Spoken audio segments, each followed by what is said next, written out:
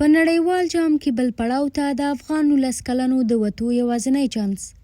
د 19 کلنو نړیوال جام په درشل کې نن افغان 19 کلن ځوانان له دوو پرلپسې ماتو وروسته له نیپال سره خپل بخت ازمایي.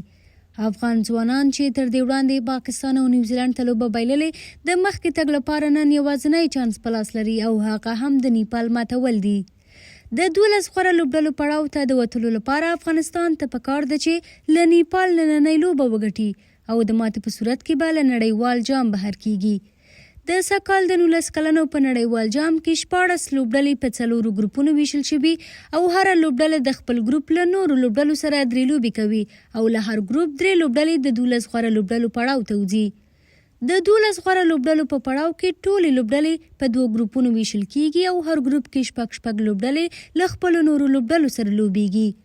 د یاد پړاو په وروستیو کې د هر ګروپ 2 غوره لوبډلې نیمه پای لوبې ته وځي او له دې وروسته بیا یوازې 2 لوبډلې د 19 کلنو د نړیوال جام د ټرافي وړلو لپاره مبارزه کوي. او په همدې حال کې افغان 19 کلن نن د افغانستان پر وخت په 12 بجو د نیپال له ځوانانو سره مخامخ کیږي.